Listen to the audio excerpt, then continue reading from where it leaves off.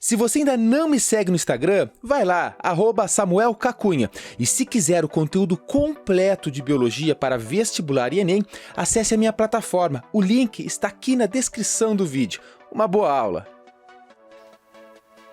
Fala pessoal, tudo certinho? Bem-vindos à aula de proteínas. Proteínas que também são compostos orgânicos, assim como os carboidratos, os lipídios, as vitaminas e os ácidos nucleicos. Grava essa informação. Também tem os inorgânicos, que é água e sais minerais. Tudo isso e muito mais eu organizo na aula de Introdução à Bioquímica. Lá a gente faz um mapa conceitual, estuda bastante, fala de tudo que é importante para você começar a estudar o específico de cada um dos compostos. Nesse caso, vamos desbravar as proteínas. Gente, proteína é muito importante dentro da biologia. Você vai ver que o nosso corpo, basicamente, ou é água ou é proteína. Claro que tem os outros compostos, óbvio, mas é o composto orgânico mais abundante. Aproximadamente entre 10 e 15% de você é proteína. Então você vê, é muito importante. O que difere eu de você, a cor do nosso olho, cabelo, cor da pele, tudo, é proteína. Porque de acordo com a informação que você tem no teu gene, na tua genética, você fabrica, você forma proteínas diferentes de mim. Por isso que as pessoas são diferentes, porque possuem genes diferentes. E lembre, cada gene tem informação para formar uma proteína.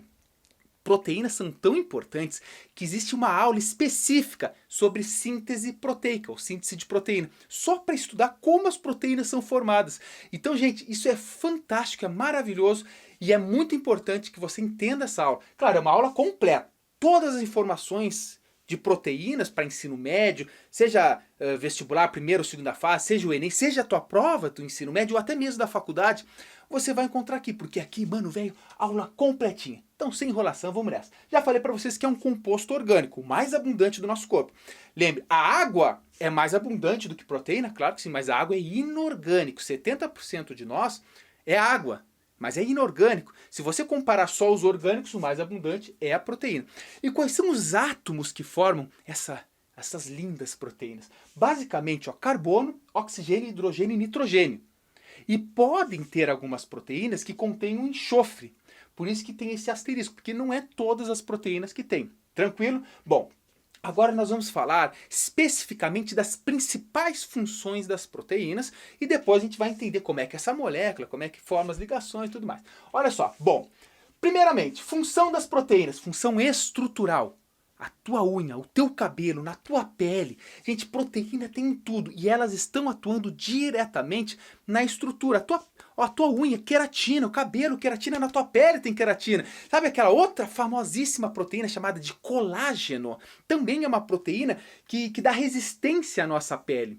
Tanto é que se você ainda não assistiu, assista a nossa aula de vitaminas.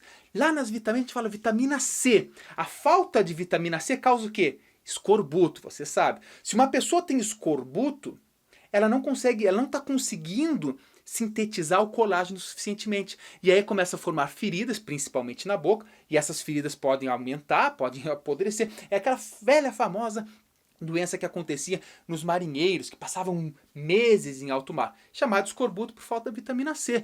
E olha, o colágeno, como eu falei para vocês, é uma proteína. Veja a importância. Outra, função energética. Você fala assim, professor, proteína como energia? Sim, mas é a terceira fonte de energia. Primeiro, você vai utilizar os açúcares que você tem. Ah, professor, então quer dizer, eu como lá um pãozinho, eu como uma banana, como uma fruta. São açúcar, basicamente, que tem nelas. Então você vai primeiro utilizar o açúcar.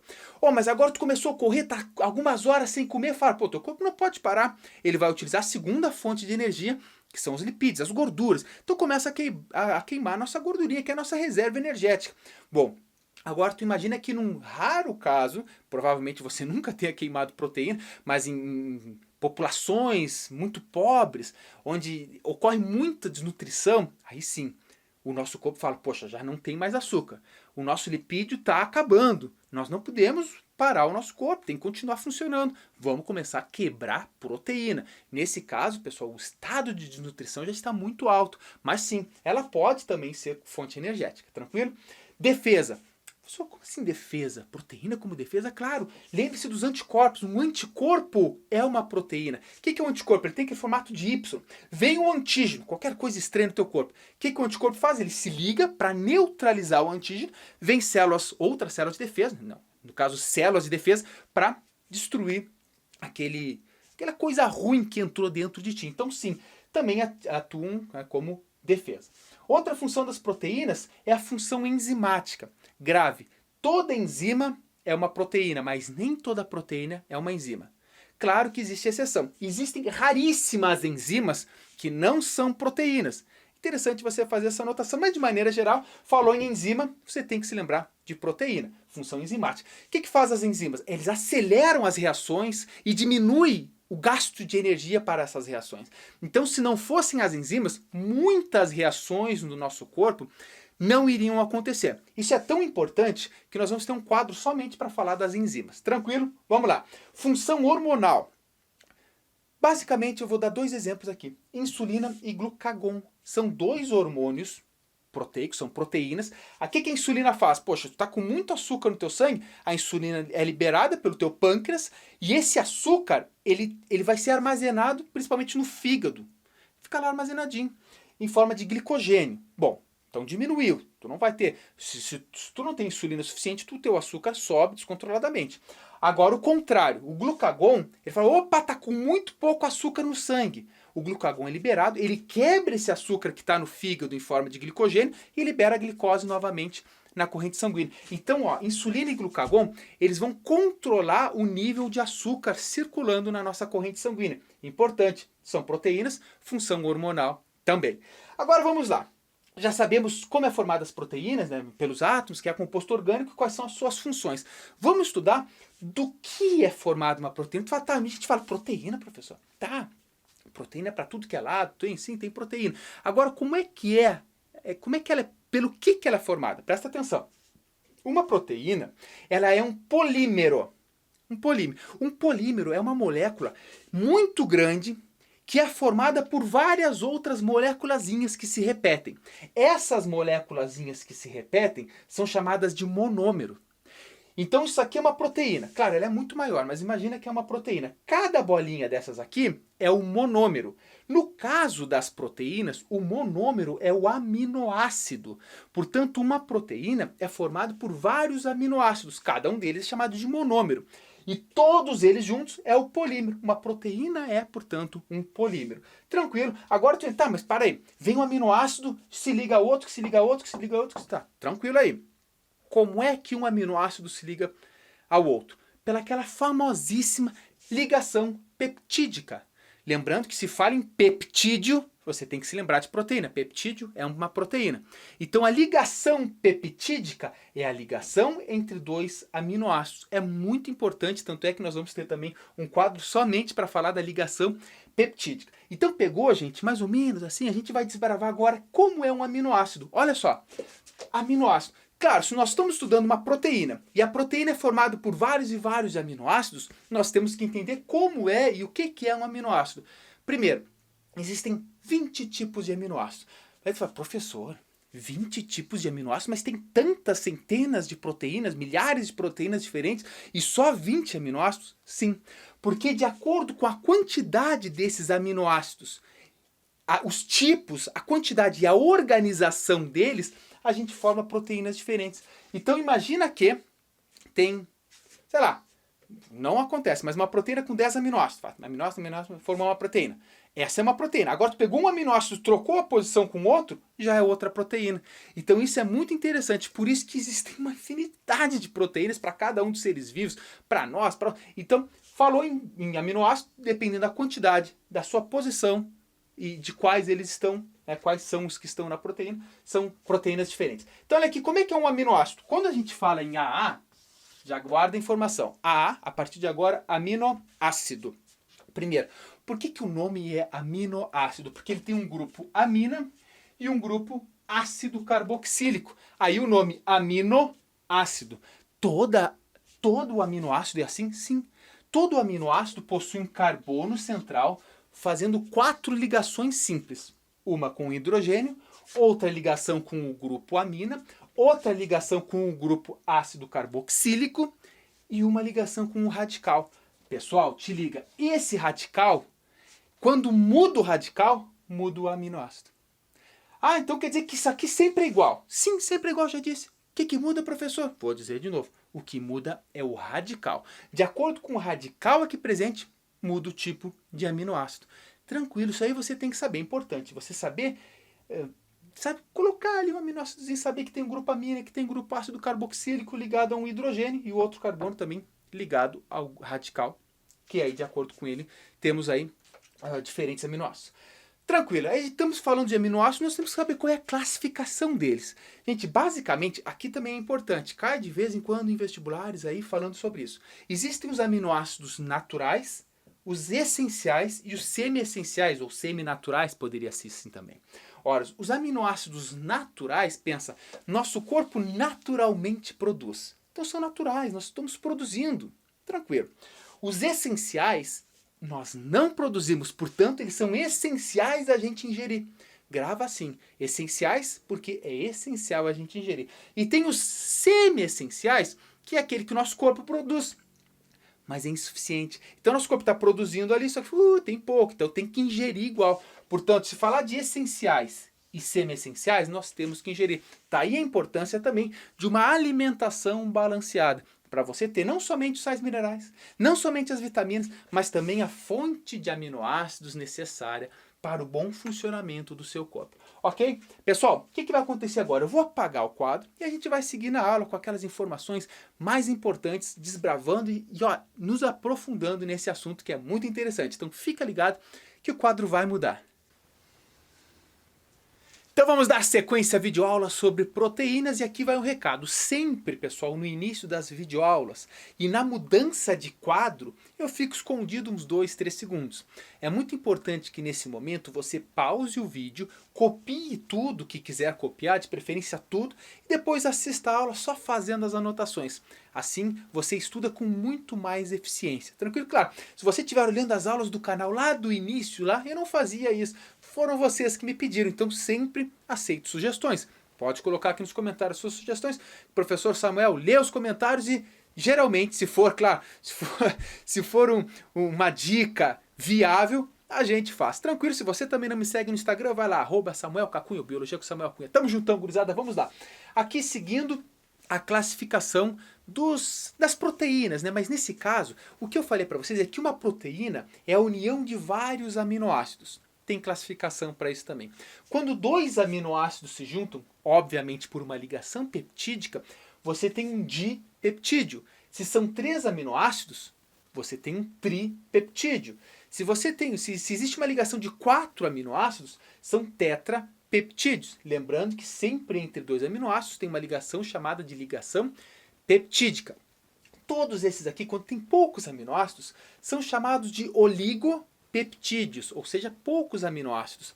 Agora, olha só, uma proteína não tem somente 4 aminoácidos. Eu falei para vocês que uma proteína pode ter centenas ou milhares de aminoácidos. Nesse caso, uma proteína é chamada de polipeptídeo.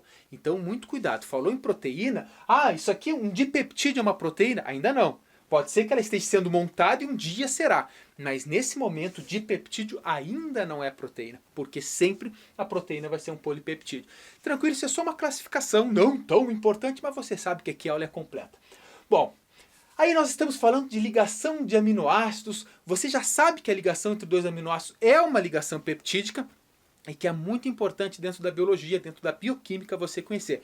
Então aqui está, não se assustem que eu vou explicar e vocês vão ver que não é tão difícil. Como é que ocorre a ligação peptídica? Perceba que aqui nós temos um aminoácido, tá? Qual é esse aminoácido? Não sei. O radical a gente chama de radical 1, porque pode ser um hidrogênio, por exemplo, ou qualquer outro dos 20 radicais diferentes que vai determinar o aminoácido, mas nesse caso não vem ao caso. Nesse caso não vem ao caso. Então olha só, nós temos um aminoácido mais outro aminoácido. Perceba que aqui eu chamei de radical 2, porque é qualquer outro radical, não importa neste caso. Bom, aqui nós temos um grupo ácido carboxílico e aqui nós temos um grupo amina. Sempre, pessoal, te liga, isso tu tens que anotar, faz aí coloridaço aí para tu não te esquecer. Sempre, na ligação peptídica, um grupo ácido carboxílico vai se ligar a um grupo amina. Não pode ser amina com amina, ou ácido carboxílico com ácido carboxílico. Não, é sempre o ácido carboxílico de um aminoácido se ligando ao grupo amina de outro. Horas. Mas para que ocorra essa ligação, uma parada louca tem que acontecer. Repara que eu deixei aqui destacado um OH do grupo ácido carboxílico e deixei um hidrogênio do grupo amina. 2 hidrogênios com um O. Quando ocorre essa ligação, o que acontece? Sai uma molécula da água. Olha só, H2O. Então isso aqui a gente chama de síntese, formou uma molécula diferente por desidratação, porque saiu água, desidratou a molécula, dá para dizer assim. Então quando você tem assim, ó, aminoácido com aminoácido, pá, eles se ligaram, ligação peptídica, quem é que saiu? Uma água. Síntese, pum, por desidratação. Anota aí. Bom, agora aqui nós temos o aminoácido, olha só a ligação peptídica, misturou tudo aqui. Olha como ficou a ligação peptídica. Isso é a ligação peptídica. Anotou? Tranquilo. Agora repara, tá lá a proteína, você comeu aquela carne, você quer ser bodybuilder, fala, pô, meus músculos são cheios de proteína, actina e miosina, a gente vai estudar isso em tecido muscular, depois como se dá a contração e tal, proteína. Se você é bodybuilder, você sabe que tem que comer muita proteína. Agora olha só, imagina que você come a proteína. Essa proteína cai no teu estômago. O que acontece? Você começa a quebrar pela enzima chamada pepsina, lembra? Ó, a pepsina. A pepsina quebra essas ligações. Quando ocorre a quebra de uma ligação, quem é que tem que entrar para recompor? Tem que entrar água. Então aqui, gente, é a chamada de hidrólise. Porque para você quebrar essa ligação, é necessário que entre água. Por que tem que entrar água? Porque ele tem que suprir novamente o OH de um grupo e o H de outro. Então sim, ó, para ligar 2 aminoácidos, pum, saiu água. Para quebrar, pum, tem que entrar água. Portanto, a gente chama de hidrólise. É a quebra na presença de água. Então, isso não é difícil. Aqui não vinha o caso, qual é o radical? Não, só tem que saber essa parada aqui que acontece. E lembrando que essa é a ligação peptídica. E entre 2 aminoácidos sempre terá essa ligação. Sempre. Tranquilo, gente? Ligação peptídica é isso. Nada de grandes dificuldades. Então, é importante que você dê uma pausa. Sabe, depois da explicação, é sempre importante você pausar o vídeo, principalmente nessas que são mais chatinhas, e ver, poxa, será que eu entendi? Explica para você mesmo. Se quiser, olha pro espelho, mostra lá direitinho. Tá, tranquilo, conseguiu explicar? Tá sabendo. Tá, vamos adiante. Beleza. Mudou aqui. Agora vamos falar das estruturas das proteínas. O que eu disse para ti nesse momento? Que aqui, quando elas estão sendo montadas, é uma sequência linear de aminoácidos. Ainda não é proteína. Supondo que isso está acontecendo lá, de acordo com a informação do teu DNA, chega o RNA mensageiro, traz essa informação, vai para o citoplasma e teu ribossomo está unindo os aminoácidos. Então ele está formando os aminoácidos. Pá. Quais são as estruturas da proteína? Logo quando a proteína recém sai do ribossomo, já sou quase proteína, ou já sou uma proteína, mas ainda não funcional, ela é chamada de proteína primária. A proteína primária nada mais é do que uma sequência linear de aminoácidos. É como se tivesse aminoácido, vai. Bom, logo em seguida, ela é uma sequência linear. Logo em seguida, ela começa a se enrolar nela mesma pela atração dos aminoácidos. Então, ela vai se enrolando. Se enrolou. Quando ela se enrola, é uma secundária. Depois, ela se enrolou bastante. Vamos continuar. Ela se enrola nela, mas formando um bolão mesmo assim. Aí é a estrutura terciária. A estrutura terciária, às vezes, vamos se juntar com outras terciárias. Vem outras terciárias e forma a quaternária. Essa aqui é o caso da hemoglobina. Agora, olha o bizu. A proteína ela é funcional apenas como terciária ou quaternária. Na primária, na secundária, ela ainda não é funcional, ela está em formação. Vale lembrar que isso acontece numa sequência, né? Tipo, sou primário. Daqui a 10 minutos eu vou lá e vou ser secundário. Não, ela se forma primária, em seguida já é secundária, terciária e vai na quaternária, se necessário. Porque tem várias proteínas que ficam só na terciária. Bom, eu sei que essa parte aqui é bem abstrata, então eu preparei uma imagem bisurada para vocês, que vocês vão enxergar isso direitinho nessa imagem. Fica ligado. Pessoal, uma proteína pode passar por 4 estruturas diferentes. Logo quando ela é formada, sintetizada lá no nosso citoplasma, com a ajuda dos ribossomos, ela tem essa estrutura primária, que nada mais é do que uma sequência linear de aminoácidos. Por causa de atrações entre esses aminoácidos, ela começa a se enrolar, ficando na estrutura secundária, que pode ser do tipo alfa-hélice ou beta-folha preguiada. Os aminoácidos que ali estão continuam se atraindo, formando a estrutura terciária, que ela é toda enredada. E quando 4 proteínas de estruturas terciárias se unem, formam uma proteína quaternária. É importante saber que as proteínas estão ativas tanto como terciária, quanto também como quaternária. Feito, gurizada, agora eu vou falar uma coisa muito importante para vocês, para a gente fazer um raciocínio. Eu já disse no início da aula para ti que o teu DNA, a tua informação genética, é que determina a formação das proteínas do nosso corpo. Ora, no nosso DNA existem estruturas chamadas de genes. O gene é um pedaço, uma porção do DNA que guarda informação suficiente para a produção de uma proteína. Ora, se um gene guarda informação para a produção de uma proteína, é ele que determina, é ele que informa quais são as sequências de aminoácidos que aquela proteína tem. Então fala, pô, eu sou um gene tal, eu informo que para formar a proteína que eu guardo informação tem que ser esse aminoácido, esse aminoácido, esse aminoácido. Tranquilo. Bom, agora te liga, dependendo da sequência de aminoácidos de uma proteína, a proteína vai ter uma forma. Sabe por quê? Porque os aminoácidos eles têm atrações. Os aminoácidos têm atrações. Então eu sou um aminoácido, me atrai com aquele, eu faço assim, aquele faz assim, pá, pá, forma uma proteína. A proteína tem uma forma. Se muda a sequência, muda a atração. Então, vai ter outra forma, outra proteína. Outra, mudou a sequência de aminoácido, então muda também a forma. E assim vai. Agora, olha só. Dependendo da sequência, muda a forma da proteína. Se muda a forma da proteína, muda também a função da proteína. Então, te liga. A forma da proteína está intimamente ligada à sua função. Então, tu pensa assim, bom, tranquilo. Se a proteína é assim, ela tem uma determinada função. Se ela é assim, ela tem outra função. Se ela é assim, ela tem outra função. Tranquilo. Então quer dizer que se eu tenho uma proteína que é assim, e por algum motivo ela muda de forma, o que vai acontecer com a função dela?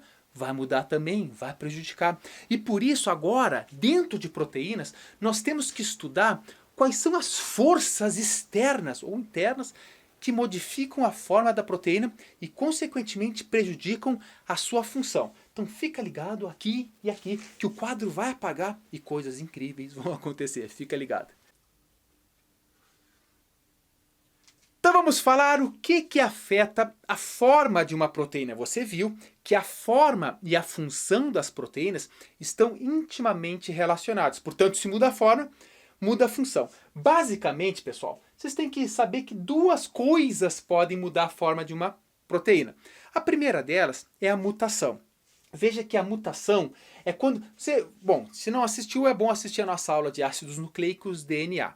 E também a aula de síntese de proteínas. A proteína é muito importante. Bom, repara que o nosso DNA ele tem uma sequência de bases nitrogenadas. Lembra as letrinhas? A, T, C, G. E tem essa sequência. Repara que imagina que um gene do DNA sofre uma mutação. Então, em vez de ter uma letrinha T, por exemplo, tem uma letra A. Absurdo, uma letrinha só, bom. Uma letra diferente, na hora que ele vai formar a proteína, na hora que ele manda a informação para formar uma proteína a partir do RNA mensageiro, ele manda também a informação para trocar um aminoácido nesse caso. Então, repara, uma única letrinha que mudou, veja, mudou um aminoácido também.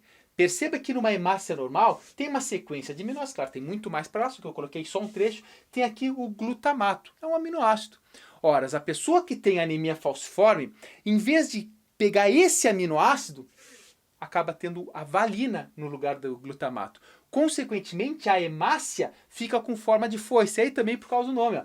Devido a isso também tem o nome, falciforme, em forma de foice. Enquanto que uma hemácia normal, ela é redondinha, com as extremidades assim, ó, apertadinha, como se fosse bicôncava. Por isso que a gente fala que uma hemácia é bicôncava. Ok, então repara, mudou apenas um aminoácido da proteína que está lá na hemácia. Consequentemente, mudou a forma da hemácia e dificulta o carregamento de oxigênio por esta célula. Tranquilo? Então, gente, isso é muito interessante porque mutações acontecem. Mutações acontecem, nosso corpo tem defesa para isso, só que várias mutações acontecem e são passadas. É um processo também de início, digamos assim, de evolução também, caso isso passe para uma população. É claro, a gente vai ter aula de evolução mais para frente, vocês podem procurar aí que vocês vão achar. Ok, gente, então aqui está uma das formas, a mutação. Outra forma, e essa aqui sim é muito importante para vocês saberem para esse momento, é a desnaturação proteica. Repara, a desnaturação é quando uma proteína está normal, quando ela desnatura, ela muda a forma. muda a forma completamente. E se ela mudou a forma, mudou a função. Repara que ela pode ser pela temperatura, pelo pH, lembrando que o pH vai de 0 a 14, depois eu falo um pouco mais ali, e também substâncias químicas podem fazer a proteína desnaturar. Te liga, isso é uma proteína, tá terciária aqui, poderia ser quaternária, teriam 4 dessas aqui. Quando ela desnatura, ela muda a forma, mudou a forma, mudou a função, porque aqui, gente, tem vários pontos de atração, só que o calor tirou, perdeu essa atração e ela mudou a forma, ficou sem a função.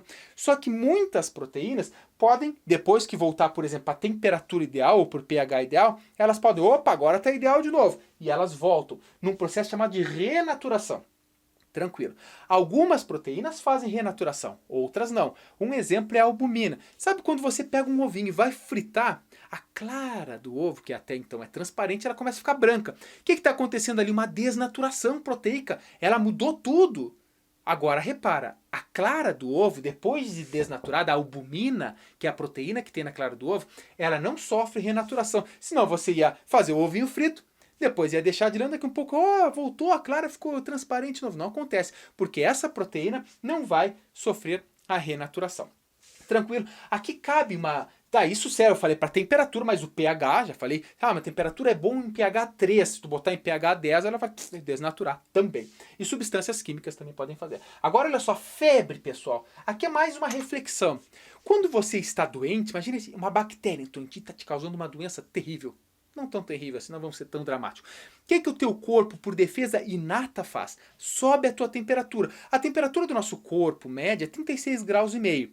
Se tem algo, uma bactéria dentro de nós, o nosso corpo sobe a temperatura, supondo, para 39. Ou estou com febre. Pô, mas subiu a temperatura. Por que isso? É como uma defesa. Porque a bactéria que ali está, ela também tem as proteínas dela que aguentam uma temperatura igual do nosso corpo, supondo, porque ela causa doença em nós. Então, se nós subimos a temperatura, a bactéria começa, opa, aqui não está tão bom, está muito quente, e ela não vai reproduzir adequadamente. Então, sim, a febre é uma defesa. Agora é óbvio, se a temperatura do nosso corpo sobe e descontrola, o nosso cérebro para de controlar, isso acontece, a temperatura pode subir demais, chegar a 40, 41, aí o que vai acontecer com as nossas proteínas? Pode ser também um grande problema. Por isso também, que daí tem aqui, tá com uma febre muito alta, vai tomar remédio para baixar a febre, ou vai entrar numa banheira gelada, tudo mais. Todo mundo já deve ter tido um caso de febre estranho aí na vida, né? Lembrando que a febre é boa, até uma determinada temperatura. Depois disso, vai procurar o médico quanto antes, aí, porque senão sobe aí e dá problema. Bom, nós não podemos deixar de falar de enzimas. Estamos falando de proteínas, temos também que falar de enzimas. Tranquilo tempo. Bom, enzimas. Perceba, toda enzima é uma proteína, mas nem toda proteína é uma enzima. Lembrando aqui nosso segredo que eu falei que existem pouquíssimos casos de enzimas que não são proteínas, mas como essa aula de proteína a gente fala. Enzimas. Qual é a função das enzimas no nosso corpo? Primeiro, diminui a energia de ativação. Ou seja, para uma reação acontecer, ela precisa de energia. Se tem enzima, ela fala, não precisa de tanta energia assim. Ou seja, diminuiu a temperatura, a energia de ativação. Outra coisa, acelera as reações. Sem enzima, com enzima, entendeu? É basicamente isso. O grande exemplo é da pedra que tem que passar para o outro lado da montanha. Perceba que se você tivesse aqui, tivesse que empurrar, vamos te desenhar aqui, ó. Você está aqui, ó, feliz da vida. Não, tá triste. Sabe por que tá triste? Porque tem que empurrar a pedra para lá. Sem enzima, você ia ter que fazer uma baita de uma força lá por cima para... tem que ter muita energia, ia ser muito lento, mas talvez conseguisse, talvez não. Agora perceba, quando vê você chegou lá e falou, mas para aí, vou pegar uma enzima aqui bisurada. Aí, supondo que tem enzima agora, você ficou feliz. Por quê? Porque em vez de carregar a pedra lá por cima, você atalha aqui. Então, com enzima é muito mais fácil, muito menos energia e muito mais rápido. Lembre-se disso aqui, desse desenhozinho na tua prova, que não tem erro, função das enzimas. Agora, olha só, como é que elas funcionam no nosso corpo? Vai lembrar que enzimas, elas podem ser chamadas de chave fechadura. Por quê? Elas são muito específicas. Pessoal, fala bem pertinho. Enzimas são muito específicas. É bem isso. Por quê? Repara que a enzima, ela vai se ligar a um substrato.